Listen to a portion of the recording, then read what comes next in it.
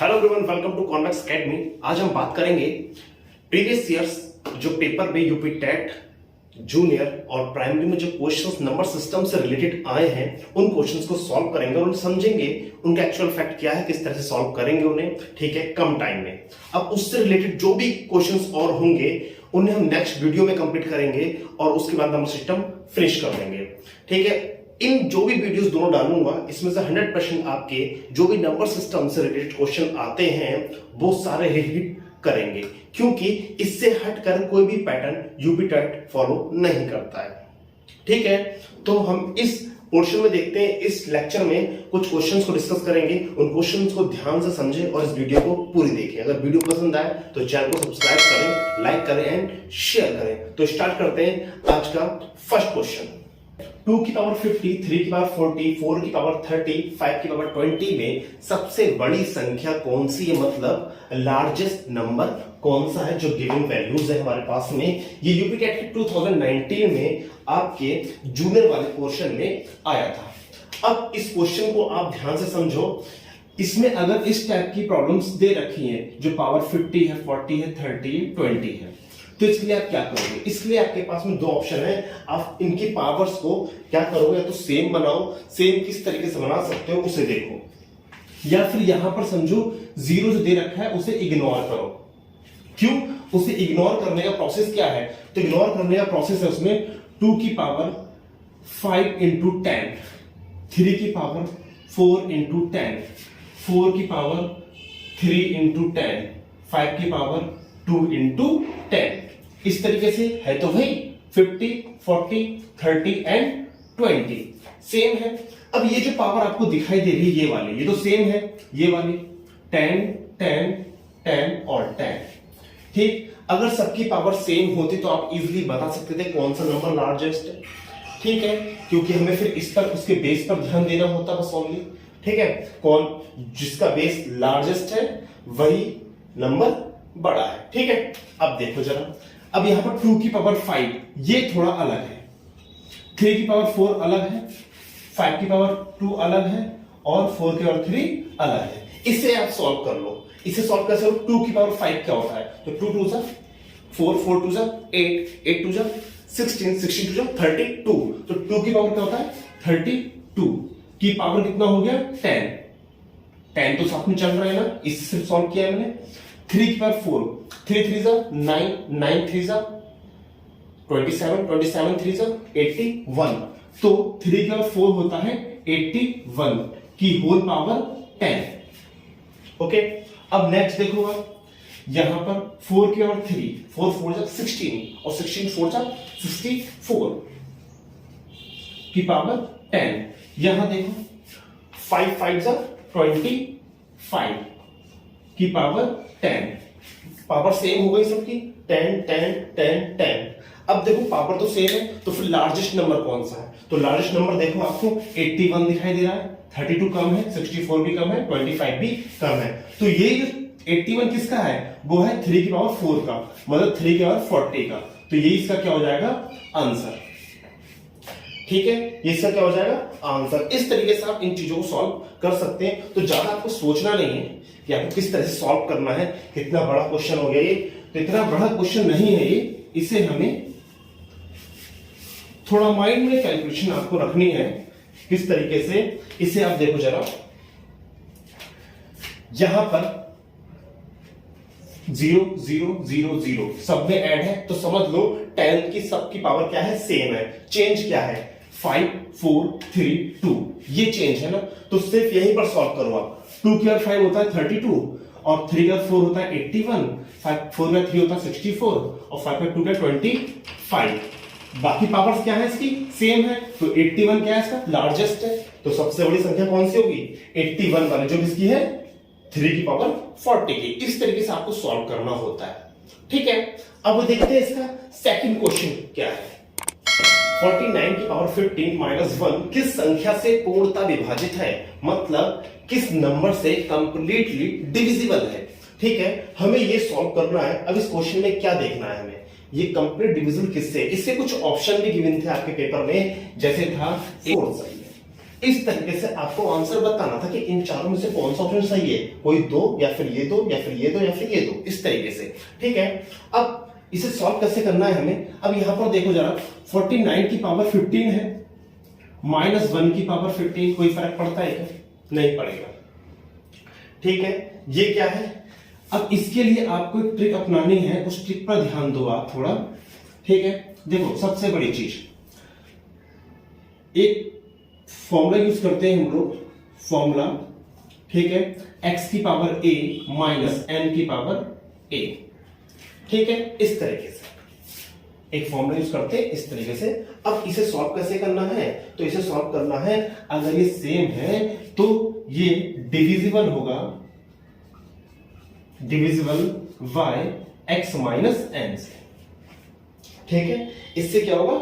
Divisible होगा। अब इससे डिविजिबल होगा तो x माइनस n से है, तो अब ध्यान दो 49 माइनस 1 से, 49 माइनस 1 से क्या होगा? डिविजिबल होगा। तो 49 माइनस 1 क्या होता है? 48। ये इसका आंसर। ठीक, 48 क्या कर रहा है? मैच कर रहा है। ठीक, अब 48 किसी का मल्टीपल फैक्टर भी होता है क्या? 48 जो मल्टीपल फैक्टर होता है 8 का भी होता है, क्योंकि 8 की टेबल में 48 आता है। ठीक है, 8 6 48, तो इसका आंसर ये भी होगा। ठीक, अगर ये इसका आंसर है तो 848, ये वाला ऑप्शन करेक्ट होगा। ठीक, इस तरीके से आपको सॉल्व करना होता है। ठीक है, ये कंडीशन जो एप्लीकेबल होती है वो आपकी, ये जो नंबर है ना ये वाला, इसकी जो पावर है, ठीक है, तो यहां पर जो a है वो ऑड होना चाहिए, इफ a इज ऑड। ठीक है, ये ऑड होना चाहिए, तभी क्वेश्चन आराम से सॉल्व आप कर सकते हो। मोस्टली ऑड वाले ही नंबर एप्लीकेबल होते हैं हमारे एग्जाम पेपर में। अब इस क्वेश्चन को आप इजीली सॉल्व कर सकते हो, कंफ्यूजन तो कहीं भी नहीं होगा फिलहाल। ठीक है, सो क्वेश्चन है हमारा, यदि 10 की पावर 3a प्लस a एक पूर्ण वर्ग संख्या है तो a में कम से कम अंकों की संख्या क्या होगी?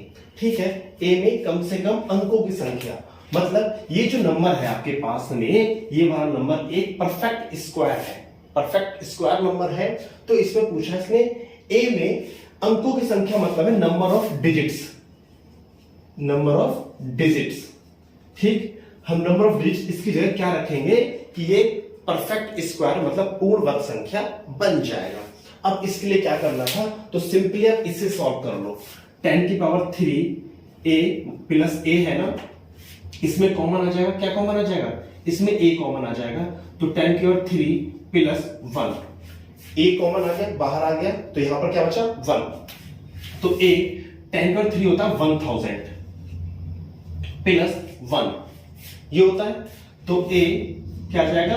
1001, ये आ गया। अब इसे परफेक्ट स्क्वायर बनाना हो तो मुझे इसकी जगह क्या रखना होगा?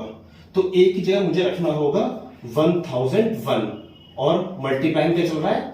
1001, तो a की जगह मुझे ये रखना होगा, ये वाला इसकी जगह पर। ठीक, तभी क्या हो जाएगा? परफेक्ट स्क्वायर हो जाएगा, परफेक्ट स्क्वायर बन जाएगा।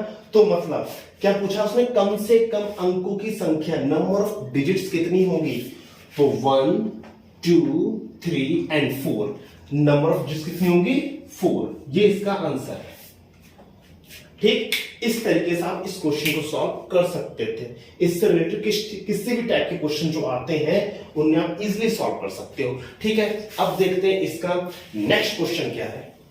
यदि 9/7 की होल पावर 3 इंटू 49/81 की whole power 2x minus 6 is equal to 7/9 की होल पावर 9 है, तो x की वैल्यू फाइंड करनी है आपको। x की वैल्यू करनी है, फाइंड करनी है।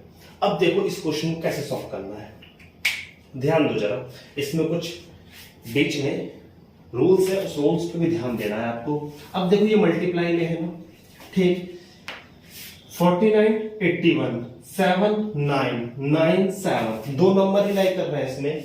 ठीक है, तो इसे आप थोड़ा चेंज करो, कैसे करना है? 49 होता है 7 7 7 49 अपॉन 9 की होल पावर 2, ऐसे लिख सकते हैं। 7 49 9 81, और बाहर क्या चल रहा है? 2x minus 6। ठीक है, इस तरह से लिख सकते हो। अब देखो आगे, इज इक्वल टू ये मल्टीप्लाई में है तो इधर जाके डिवाइड में जाएगा, तो मतलब 7 नीचे है तो ऊपर चला जाएगा, 9 ऊपर है तो नीचे चला जाएगा।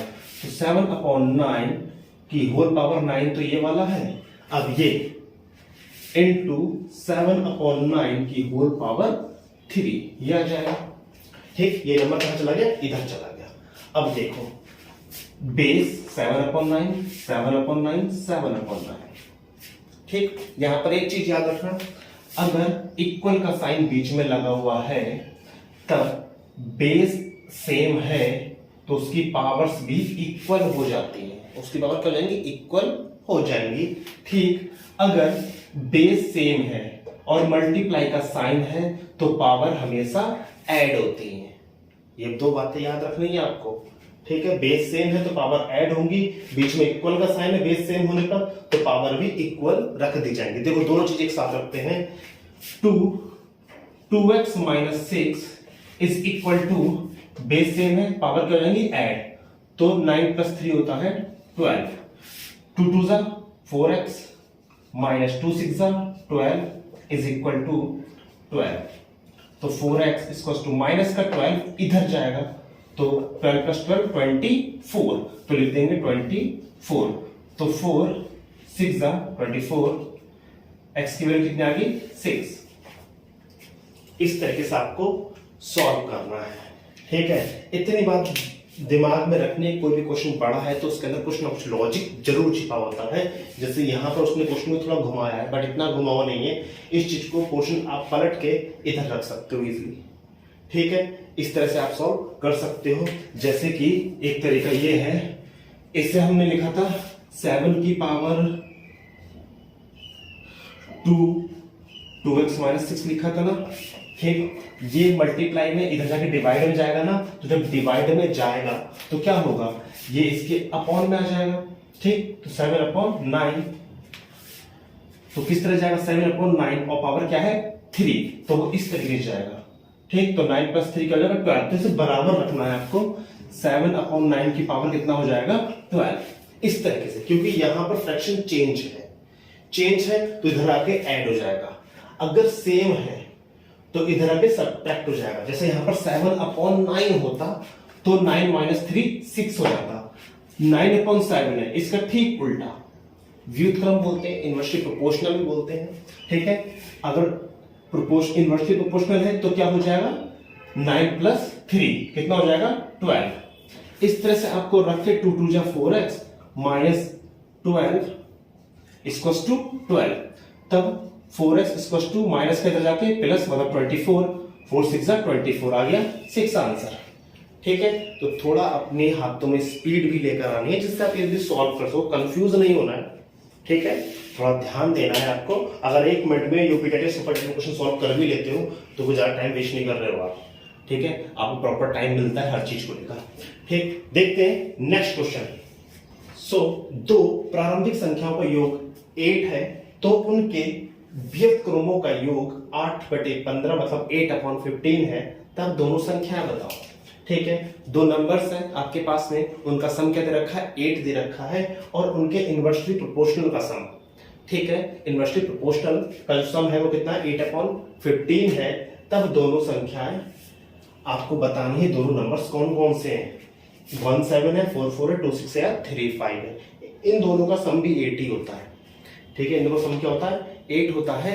अब देखो जरा, अगर मैं बेसिक की बात करूं, उसका ट्रिक की बात करूंगा, गो टू ऑप्शन। ठीक है, अब बेसिक की बात करूं, दो नंबर है मेरे पास में, इसका क्या योग 8 है, कोई भी दो नंबर हो सकते हैं। ठीक, अब मुझे ध्यान क्या देना है, ध्यान ये देना है व्युत्क्रमों का योग 8/15 है, 8/15 है, तो आंसर कैसे आया होगा 8/15। ठीक, ये क्या होगा उसका एलसीएम, क्या होगा उसका एलसीएम, क्या है योग मतलब सम, किसी भी फ्रैक्शन का एलसीएम है, किसी भी भिन्न का ये क्या है एलसीएम 15। तो देखो जरा 15 एलसीएम किसका है, 7 1 7 नहीं है, 4 का 4 ही होगा, 2 6 का क्या हो जाएगा, ठीक है 6 हो जाएगा, 3 5 का 15 होगा, 3 5 का क्या होगा एलसीएम 15, लास्ट का क्या हो जाएगा 15 मतलब 15 हो जाएगा। तो फिर ऊपर क्या होगा, 1 1 होगा। ठीक, ये होगा व्युत्क्रम, सही है। और नंबर क्या होगा, 3 और 5। आंसर ये 3 5। इस तरह से आपको इन क्वेश्चंस को सॉल्व करना है, ट्रिकी। ठीक है, हम क्या सोचते, 1 + 7 भी लेते हैं। अगर 1 + 7 8 होता है तो 1/1 + 1/7 का एलसीएम कभी भी 15 नहीं आ सकता। व्युत्क्रम करके कहीं 15 नहीं आएगा। 1/4 + 1/4 भी कभी 15 नहीं आएगा। ठीक, ये क्या हो जाएगा, 1/2। 2 और 6 का भी नहीं आएगा। 3 5 का एलसीएम आ जाएगा 15। तो इसका जो आपको लॉजिक निकालना है वो आपको यहां से ढूंढना है। ठीक है, 15 और 15 आपको नंबर कहां से फैक्टर करने, तो 15 के फैक्टर आपको ऑप्शन में से करने हैं, जो ऑप्शन आपके गिवन पेपर में होंगे दिए हुए। ठीक है, किसका लास्ट का 15 है, तो 3 5 का लास्ट का 15 होता है, वो आ गया। ये इस तरह से आप सॉल्व कर सकते थे कि वो नंबर कौन से होंगे, 3 और 5। ठीक है, नेक्स्ट क्वेश्चन है आपका a/3 = b/2 = c/1। तब आपको बताना है a + b + 2c/b की वैल्यू क्या है। अब इसकी वैल्यू हमें फाइंड आउट करनी है, तो हम क्या कर सकते हैं, जैसे हम अपने जूनियर क्लासेस में करते थे, इसकी वैल्यू k मानकर चलते थे। ठीक है, k मानकर चलते थे, तब ये सब एक दूसरे के इक्वल है ना, तो a/3 भी k के इक्वल होगा, मतलब a की वैल्यू कितनी आ गई, 3k। b/t भी k के इक्वल होगा, तो मतलब b की वैल्यू कितनी आ गई, 2k। c/1 भी k के इक्वल होगा, c की वैल्यू कितनी आ गई, 1k।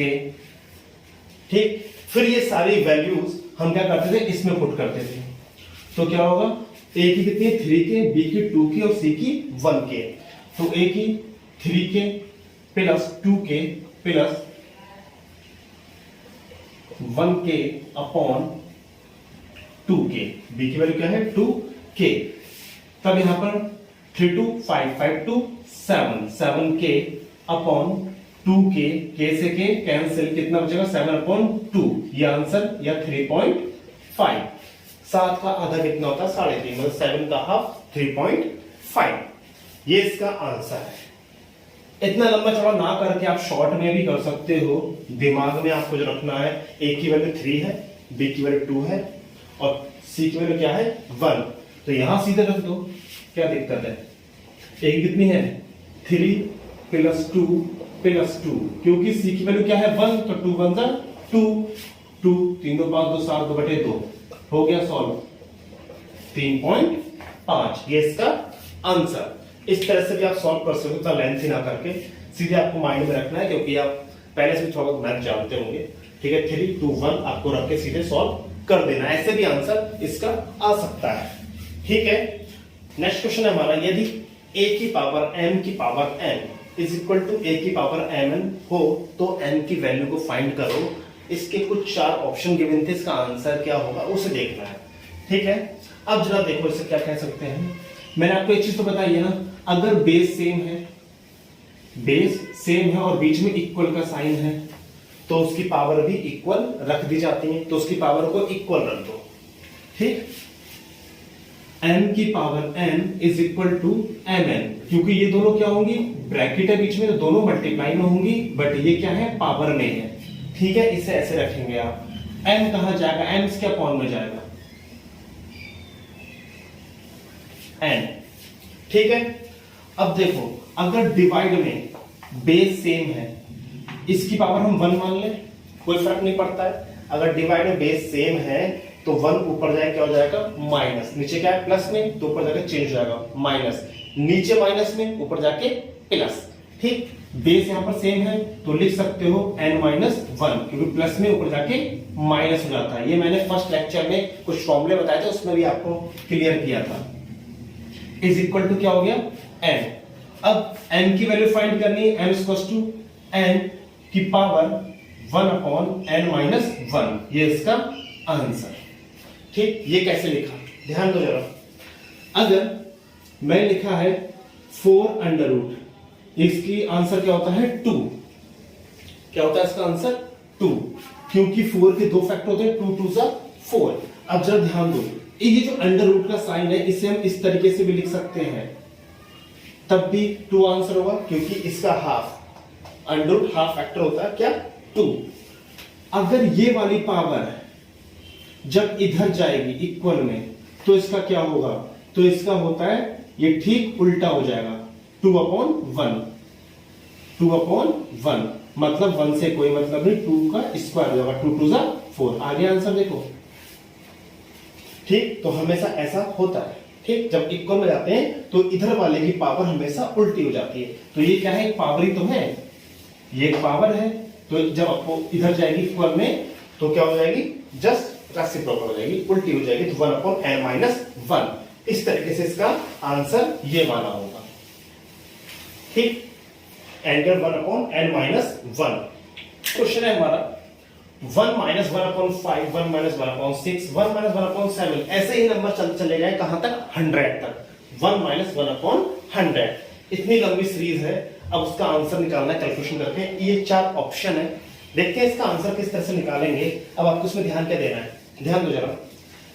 यहां पर माइनस का साइन है और ये एक सीरीज चल रही है, 5 6 7 8 9 10 11 डॉट डॉट डॉट 100 तक चल रही है, ठीक। तो ध्यान दो जरा, अगर माइनस का साइन है और ये एक सीरीज चल रही है, यहां क्या है 1, ठीक। तो अगर मैं इसका एलसीएम लूंगा फर्स्ट वाले का, तो 5 1 5 -1 इस तरह से आएगा अपॉन 5, तो इसका क्या आएगा 4/5, ठीक। इसका एलसीएम लूंगा 6 1 6 -1, 6 1 6 -1 अपॉन 6 कितना जाएगा 5/6, ठीक।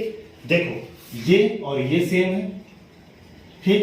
बस इसमें से एक नंबर कम है, इसमें से एक नंबर कम है, ये 5 4 है, ये 6 से कम 5 है।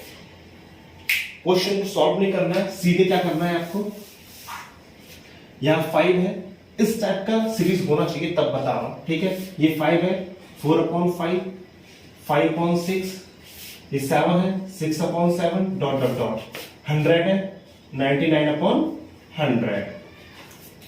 देखो जरा, 5 से 5 कैंसिल, 6 से 6 कैंसिल, 7 से अगला नंबर जो होगा उससे 7 कैंसिल हो जाएगा, 99 इससे पहले जो नंबर होगा उससे कैंसिल हो जाएगा, ठीक। तो बचेगा क्या, बचेगा 4 और 100, 4/100 कैंसिल करो, 25 4 होता है 100, 25 4 क्या होता है 100, तो 1/25 इसका क्या हो जाएगा आंसर, ये वाला, ठीक। इस टाइप के और भी क्वेश्चंस कराएंगे नेक्स्ट वीडियो में, ठीक है। सो नेक्स्ट क्वेश्चन है, जब x की पावर 13 + 1 को x - 1 से भाग दिया जाए तो शेष फल क्या होगा। मतलब हमारे पास में एक नंबर है, x की पावर 13 + 1 को x - 1 से डिवाइड किया जाए तो रिमाइंडर क्या होगा, उसके कुछ ऑप्शन गिवन थे। अब देखो इसमें क्या करेंगे, तो रिमाइंडर निकालने के लिए आप क्या कर सकते हो, x की वैल्यू 1 रख दो, जिससे डिवाइड करना है ना, तो वहां पर क्या x - 1 है ना, तो x - 1 = 0, तो -1 इधर जाएगा +1, तो x की वैल्यू 1 रख दो। 13 + 1, तो 1 की पावर 13 है, तब भी कोई फर्क नहीं पड़ेगा, 1 ही आएगा, 1 + 1 = 2, ये इसका रिमाइंडर होगा आंसर। रिमाइंडर को आप इस टाइप से सॉल्व कर सकते हो। अगर आप इस तरीके से सॉल्व करोगे, x - 1 x की पावर 13 + 1 इससे अगर डिवाइड करते हैं तो काफी कैलकुलेशन लेंथी हो जाएगी, इससे आप सॉल्व करने में आपको काफी टाइम वेस्ट होगा। तो आप इस तरह शॉर्ट ट्रिक यूज कर सकते हो, ठीक है। अब देखो जरा इसका नेक्स्ट क्वेश्चन, यदि x = 2, y = 1, z = -3, तब आपको इसकी वैल्यू किसके बराबर है, इन चारों ऑप्शन में से वो आपको बताना है, ठीक है। अब देखो जरा इसे सॉल्व कैसे करते हैं। एक फॉर्मूला भी होता है, फॉर्मूला a + b + c वाला, x + y + z ब्रैकेट में x² + y² + z² -xy -yz -zx। इस तरह से कुछ फॉर्मूला जो होता है हमें उस बेस पे नहीं करना है, हम डायरेक्ट ये वैल्यू इसमें पुट करते हैं। तो इसमें वैल्यूज पुट करेंगे तो क्या आ जाएगा, सबकी वैल्यूज पुट करो,